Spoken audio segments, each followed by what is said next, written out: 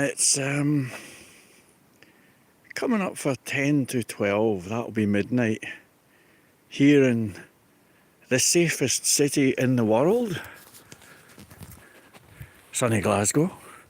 Forgive me if my voice is a bit whispery, but it is late and I don't want to wake anybody up.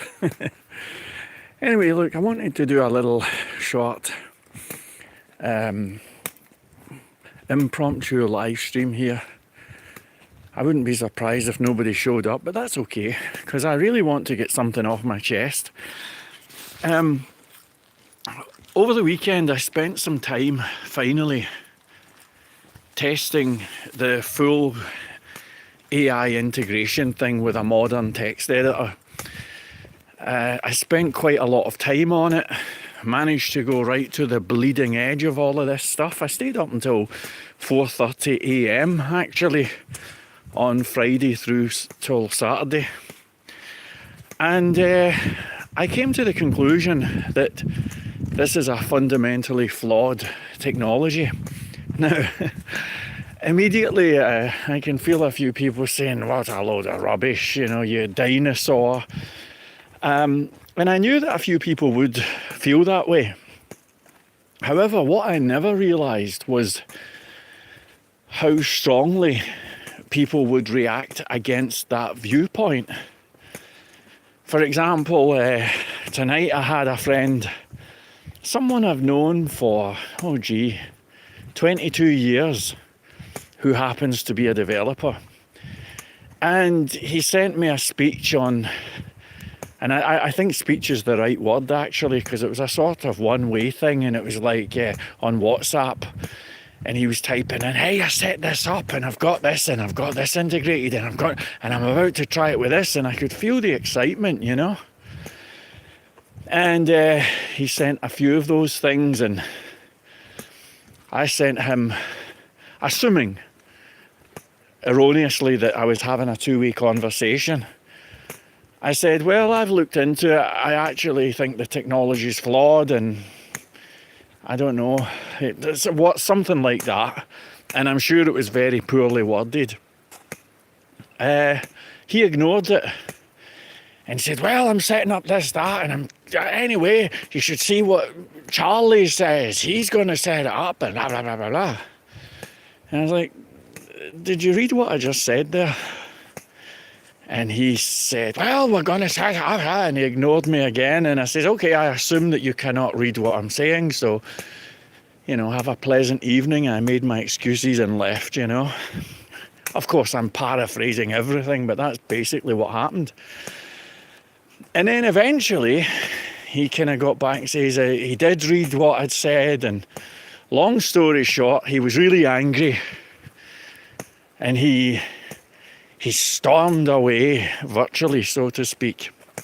And I noticed that when I spoke about this topic during a live stream the other night, I can do a tutorial that gets 500 views, a web development tutorial that can get 500 views and not one single person will leave a thumbs down. I'm lucky in that respect. But as soon as I start talking about subjects like this, for some bizarre reason, people get really offended and they leave thumbs downs and they storm away angrily, and they cannot handle the thought that there's some Mr. Grumpy out there who has an alternative opinion. So what I wanted to do as we come up to midnight, going down this little dark and potentially dangerous little lane, I'm going to spell out what I see as being the fundamental problem with AI and web development. And I'm going to explain this in really, really simple terms. Now, for additional research, go check out Gary Marcus, my good friend, the Count of Monte Cristo. I cannot use his real name, but he is a hugely successful software developer who put me on to this guy, Gary Marcus, Marcus. Now, Gary Marcus is a I suppose you could say an entrepreneur with a very strong academic background. He's made gazillions, and he has dedicated his life to the subject of AI. And he has a whole series of interviews where he'll go into the technicalities of this, and he'll talk about the flaws with LLMs. He'll talk about how progress with AI is tapering off. I mean, the difference between GPT-1 and GPT-2 was massive. The difference between 2 and 3 was pretty impressive, but a bit smaller. And now when we get new versions, they're virtually indistinguishable. I think the phrase is it's an inverse exponential curve. Anyway, I would recommend going and checking out his material if you really want to get the nuts and bolts of the theory, if you want to get the sort of academic stuff. But I'm not going to regurgitate what he said. I'm going to try and put this in terms that anybody can understand. And I don't want you to get offended by this. You can disagree, you can challenge me, but tell me where I'm wrong, right? That's all I'm asking. Just hear me out and then tell me where I'm wrong. And here is the theory in simple terms, right? So, if you are a professional developer, then web applications are the product. That's your product, right? That's the thing that you are in the business of selling. And the web development business is really quite simple. It's only got two parts. One, get the sale, and two, build the app. I've been in this game since 1996, and that's all there is to it. There's nothing else. Get the sale, build the app. Now, personally speaking,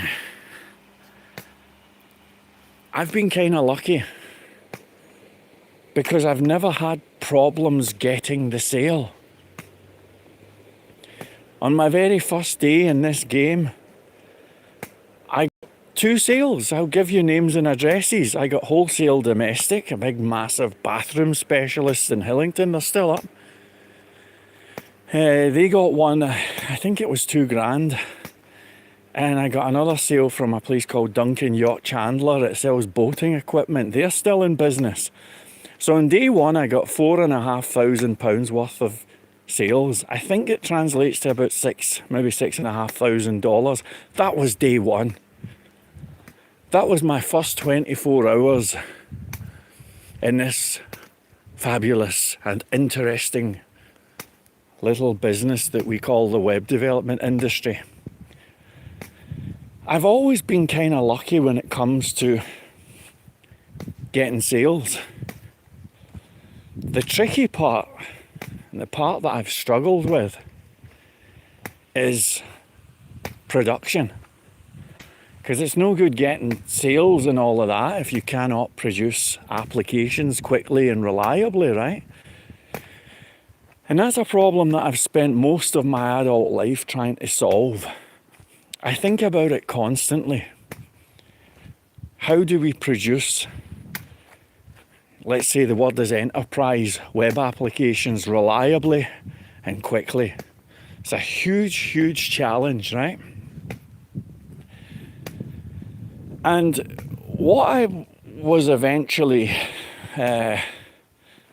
led to visualize, let's just say, is this idea of web development. Thank you for the thumbs up, whoever that was. This idea of web development being like owning a car factory, right? And as soon as I started looking at web development in these terms, things started to get done, you know? Before too long, I ended up with an agency with I mean, with real people, bricks, mortars, desks, tables, I had employees and everything. And the moment you start looking at web development in those terms, thinking of it in these really simplistic terms, you are, let's just say, the owner of a car factory, and a web application is an app, and it's your job to produce those as quickly and efficiently and as reliably as possible. It's as simple as that. Most people can understand that, let's say, visual representation, okay?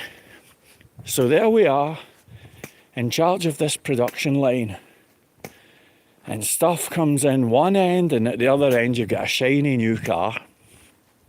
Now, imagine if one day an incredibly charismatic salesman comes along who says, I've been watching your production line here, and if you use one of these shiny new robots that I've made, you're going to be able to make cars 20 times faster than what you're currently doing. That's right, 20 times faster. And that's not all. The cars that you produce are going to be more fuel efficient, they're going to be more reliable, and they're going to be faster. Would you like to buy the robot? Well, anybody who happens to be the owner of a car production factory, they're going to say, well, that's an unbeatable offer. Of course I'm going to want a robot that can build these things 20 times faster and all of that stuff. Sure, where do I sign up? And sure enough, imagine if this owner of the car production factory gets this incredibly shiny new robot in, and sure enough, it makes cars 20 times faster. And they run some tests, and sure enough, the cars are more fuel efficient. And can you believe it? They're faster as well. Everything is great and everybody feels like a genius. Congratulations. But don't crack open the champagne just yet, because it turns out that there is one little fly in the ointment, and it's to do with the actual cars being produced. Because when you look closely at the production line, it turns out that all of the cars that come out are different, and there's never two that are the same. It just so happens I'm walking alongside some cars here. So here's a little visual representation. You look at your car production line and a car comes out that looks like this. It's blue and you say, oh, that's really nice. But then another comes out that's like this. It's kind of small. But then a bigger car comes out, like an estate, like this one. And then one that comes out that's like this, and one that's like this. And suddenly you realise that this production plant that you run is producing lots and lots of cars, sure, but no two cars are the same. And it's even worse than that. Not only are no two cars the same, but you don't even know what it's going to produce next. You don't know if you're going to get a blue one like this, or a small red one like this, or a bigger silver coloured one like this. You have no clue. You just see all of these cars being churned out. But then it gets even worse, because suddenly you realise, the word comes out, that once in a blue moon, maybe one in every 50 cars, an owner puts the keys in the ignition, and for reasons that nobody understands, the car just explodes. Just doesn't work. Explodes. Let's stick with that. And nobody knows why. Nobody knows what caused it. And nobody knows how to fix it. Now sure, you've got a really good production line. I mean, just look at this beautiful car. Sometimes it produces really great looking cars, right? Some of them have got nice colours. Some of them look kind of funky.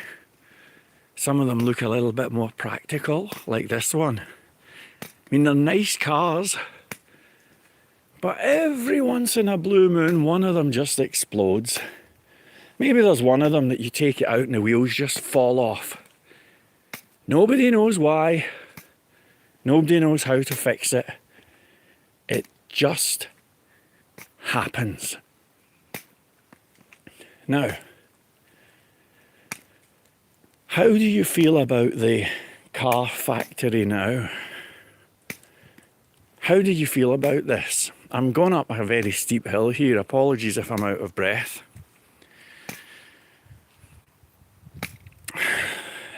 Somebody asked, where is this? I'm on, I'll tell you exactly where.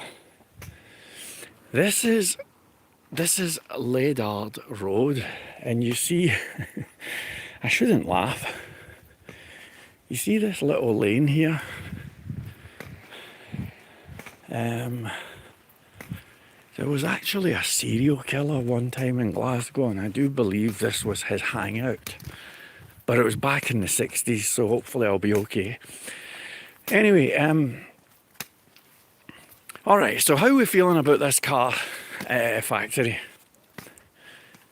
Clearly, a car factory that operated in that manner would not be in business very long.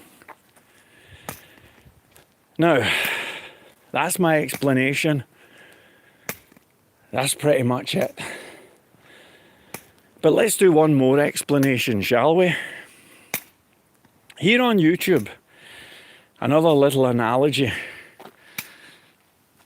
Here on YouTube, somewhere, it's not even on my own channel, because I took it down, but somebody re-uploaded it, and that's fine. I'm okay with it. But I recorded 130 odd videos on how to build an online shop, right? It's an insane amount of videos, all on the subject of how to build an online shop, right here on YouTube. Now, some of those videos are 40 minutes long. I do long tutorials, right? And I don't expect people to go from video one all the way to the end, but if they did, I mean, let's just say that you had 1,000 people who went through that training, and they all started at the first video, and they went all the way to video 134 or whatever, to the last video. And they followed the instructions. Then if 1,000 people do that, then at the end of the process, there's going to be 1,000 online shops that all look and behave the same. They're going to have a black background, they're going to have PayPal integration, they're going to have these pictures, this size. I mean, to the pixel, we know what they're going to get, right? It's a shame that you have to go through 130 odd videos, but at least you can follow the recipe. And this is really steep. At least you can follow the recipe. And if you do that, you can get a predictable result. Now, imagine, if you will, somebody in a classroom teaching people how to build online shops, but they're using a text editor with AI integration. And they say to a class of maybe 20 people, open up your laptop and type into the thing, please design an online shop. Well, you're going to have 20 completely different designs. And imagine if you said, please design a contact form. Well, you're going to have some contact forms that say first name, last name, email address, information. There's going to be others that say name, phone number, your message, and so on. And even if you try really hard and you define very strictly, no, here are the fields that I want you to do this, this, this, and this. Well, you know what? You're still going to have 20 different results. Some people are going to have a contact form generated that's very JavaScript heavy. Some are going to have a contact form generated that uses Bootstrap. Others might use Tailwind. Others might have 200 lines of custom CSS. Somebody is going to have a form made that's really basic and it looks like it came from W3 Schools. But the point is there's going to be massive variation. Now, that's just the contact form. Expand that to a kind of medium-sized application like an online shop. And imagine all of those variations just panning out one after the other, one after the other, one after the other. At the end of the process, you don't have 20 beautiful online shops. You have chaos. And the reality is that hallucinations are a problem. I mean, I've done my bit trying to solve them. I'll continue doing that. I think about this all the time. But the bottom line is nobody has solved it yet. And as long as that's the case, hallucinations are the car that gets off the lot and explodes. Do you hear what I'm saying? So this is me, I'm explaining it in as simple terms as possible. I think that the car factory is the best one actually. So all of you professional developers, picture yourselves as the owner of a car production factory. And AI is this amazing robot that promises to build cars 20 times faster. And guess what? It can. The trouble is, it's completely unpredictable. And because it's unpredictable, it's not scalable. You know what I mean? How can you possibly bring in a team of 100 other developers and say, right, we're all going to start building online shops with this stuff? How can you do that if all of the products are going to be different? And who knows how they're going to be different? Do you see what I'm saying? But of course, that's assuming a best case scenario, which is that the thing actually works. So that's pretty much it.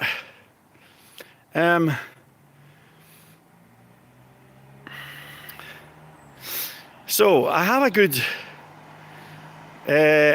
Gear's here from Iceland. How you doing, Gear? I recognise that face. It's difficult for me to read the comments and things sometimes because this phone is a bit small. Now, I did see that somebody said something about AI taking all the jobs. Well, let me give you the good news, folks.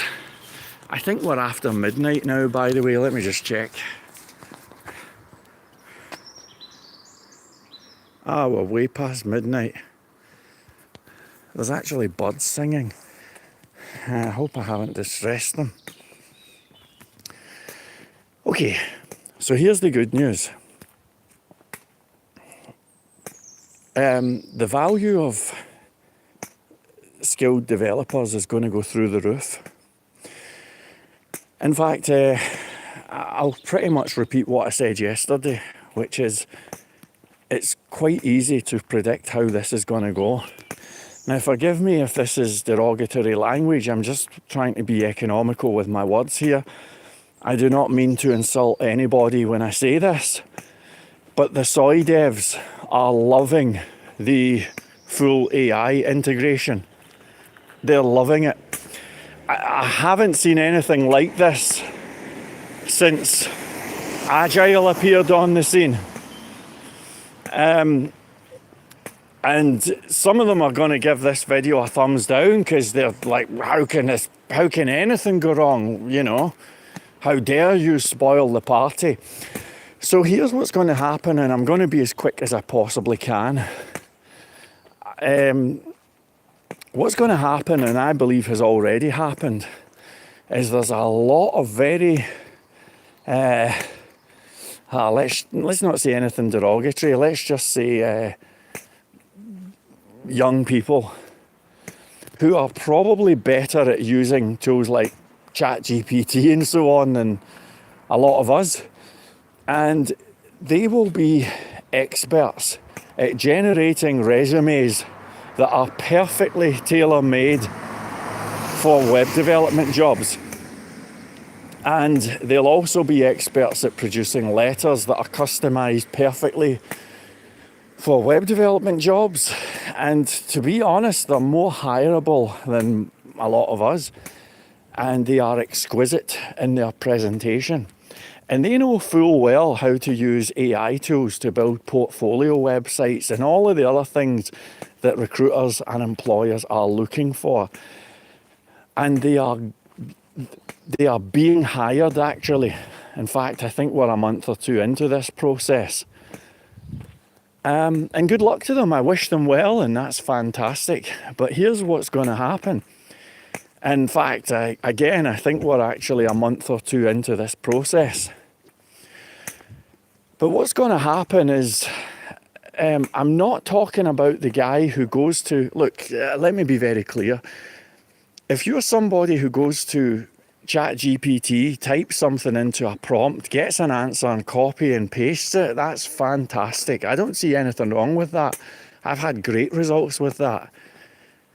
But the danger is poorly trained developers who have the full AI integration that has the ability to write files, create, read, update and delete folders, and even run executable code. And that's now becoming the norm, right?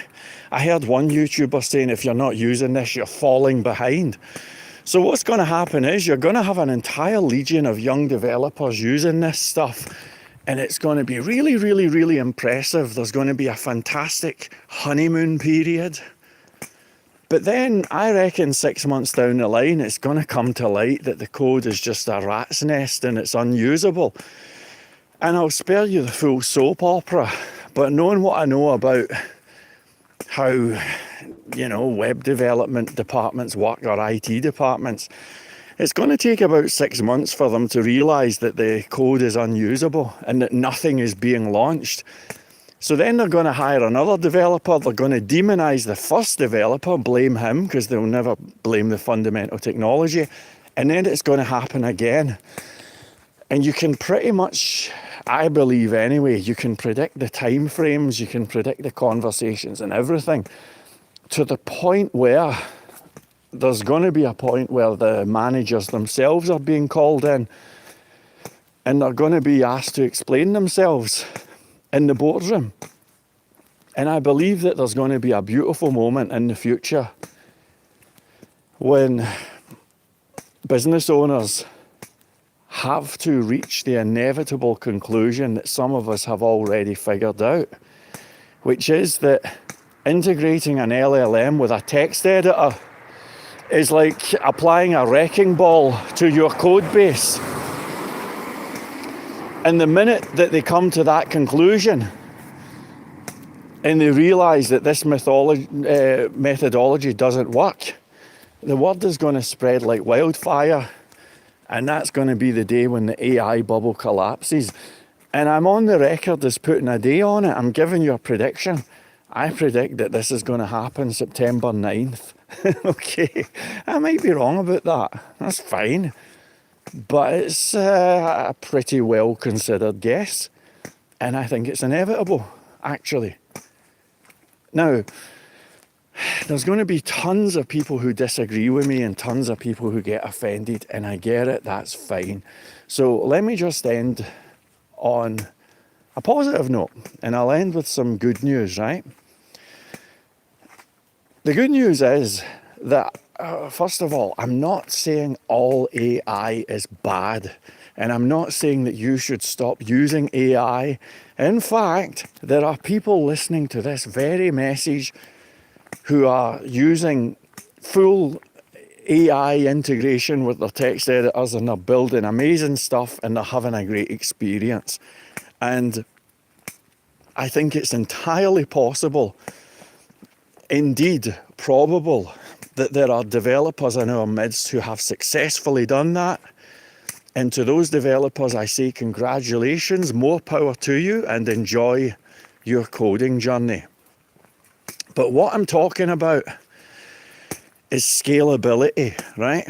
One or two people who happen to be crazy enough to watch some guy walking about at midnight talking about this, if you're listening to me at this stage, you must be a pretty hardcore character. You're not exactly a normal person, right? So let's be honest here. There's nothing normal about us. I mean, what time is it now? Are we after midnight? Well, it must be coming up for, look at that. It's coming up for 20 past midnight, and you are here. So if you're telling me that you can get this stuff to work and that you've been productive and everything, then I believe you. Absolutely. It's a very, very intelligent crowd here. But the trouble is, it's not scalable. Whilst I'm willing to believe that you, listening, might be able to pull this off, I don't think that it's scalable. I don't think that you could have a team doing what you're doing. And I think it's literally impossible. I choose my words carefully. Literally impossible for AI to produce the same result more than once. In other words, even if there's somebody who's figured out how to get incredible results with this, you could bring in somebody who's a literal clone of you, a clone, and if they do exactly the same thing on the computer, they could get an entirely different result. And that's a problem. We don't even need to get into hallucinations. That's a problem. So I'm saying that, and I really hope I'm not offending anybody with this, the problem with AI and web development is that it's not scalable. Thank you. Cheers. It's not scalable. And I think it's not teachable either, for the reasons I've just given. I think back to, and again, just allow me to give a little bit of nuance. The web is so crap at nuance here, but I'll try my best. Look, I saw a great Star Wars video tonight, and it was fantastic, and it was made by a fan, and it was really good. And some of the stuff going on with AI is fantastic. I've personally had really great results typing into a website and then pasting in the results and all of that, you know. And in fact, spoiler alert, I've even got the full AI integration on my computer, and I'm enjoying playing around with it, and I look forward to continuing to do that. So I'm not trying to have a go at anybody, and I'm not trying to ruin the party. I'm just saying that there's a very particular type of web development for which AI is going to be a disaster, and it's the type where you do the full AI integration. If I had an IT team, I think back to the days when I was running the agency. If I was back there with employees and all of that, and all sorts of obligations, if I was in that situation today, I'd put a big thing up on the wall that says if you get caught integrating AI with your text editor, you get fired. That would be the rule. But as for somebody doing it for their own personal projects, that's fine. Great, good luck. And as for somebody who uses ChatGPT or whatever, or Claude, and they type out a thing and copy and paste it, that's great. The difficulties arrive when you use it to edit, create, update and delete a potentially unlimited amount of files and folders. That's when the real problems start, actually. And there you have it. That is it. So I can actually read comments here for a change, because for some reason my phone's gone a bit brighter. So I'll just finish up with the comments here. Gia says, what, shall I scroll back? I'll scroll back a wee bit. Okay. Hi, sit less, walk more. All right, well, I loved your tutorials. Thank you, Gia. Right, okay. Where are you from? Thank you. He is walking so alone, no other person in sight. That's dangerous. Nah. AI is stupid. There are so many jobless. Now it'll cost us more jobs. No, because when the dust settles, we're going to be fine. There's Christian arrived. How you doing, Christian? Nice to see you. Brian Fox, hello to you. Does that say D Cub 7325? We should teach AI like maths. First without a calculator, learn the basics. Then you support your work with a calculator. We're currently giving AIs to novices who don't understand the basics. Yes, absolutely. A very intelligent comment. Thank you very much. Gear says, you almost never get the same result with AI when you are seeking result that needs correct outcome. Yeah, exactly. And that's it. You never get the same result. I'm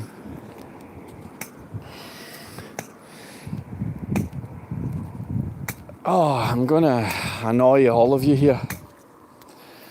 What we're talking about is basically the limitations of LLMs. Actually, I hope you've enjoyed this little conversation.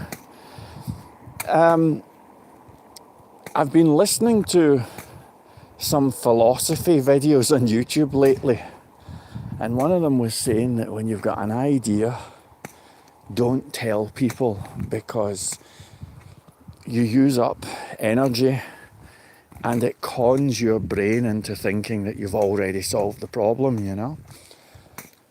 So I don't want to say too much. I'm not going to be saying, big things are coming. And I'm not giving any little winky faces or anything. But what I am going to say is that I have a couple of thoughts I'm wrestling with that might be able to solve some of these problems that we're discussing here. Because I don't want to just be like, oh, everything's broken, we're all done for, So I do have a couple of ideas that I'd like to try, and again, I can't go into it too much. It'll take me 3 months to figure out if I'm onto something or not. I don't know. Probably nothing will happen. But nevertheless, I suppose AI is a moving target, so we'll see what happens, All right, well, that's about me. Don't speak before materialise. It's from the Bible. Interesting. Well, that is interesting. It wasn't the Bible I was looking up, It was, I don't know if I should even say, but it was Machiavellian philosophy, Not that I'm a great proponent of anything. I happen to have a degree in philosophy. It's true. I do. It took me 4 years. And I'm interested in things like that, how people, people trying to figure out what on earth's going on, So that was where I picked that up from. I don't know if there's anything to it, Thank you very much, Gia. I appreciate that very macho love heart there. And right back at you, Anyway, I think I'm going to wrap it up now. I'm going to be going through another incredibly dangerous neighbourhood. Somebody said it's dangerous here. And let me tell you something, folks. Let's go in the middle of the road here, shall we? I've said many times before, if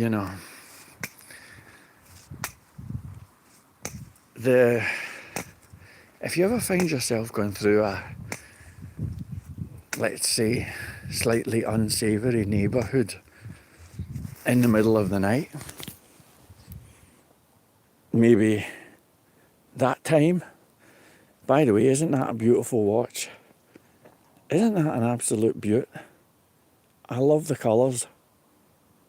Anyway, we're going to turn this into a lesson on that. Well, as you can see, the streets are pretty empty here. I'm walking right in the middle of the road, you know. But the key vibe, my friends, is two things. One, you get a nice umbrella with a point on it.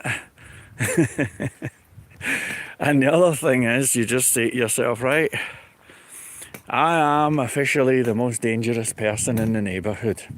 And even though it's not true, and that's for sure, but if you can convince yourself, then strangely, very mysteriously,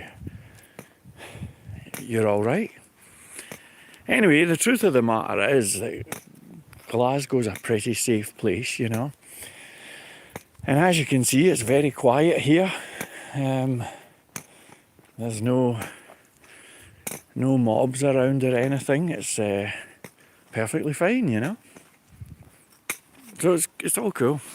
Anyway, that is my time in here. Ah, right, fancy that. So what has you up at this time, Gear?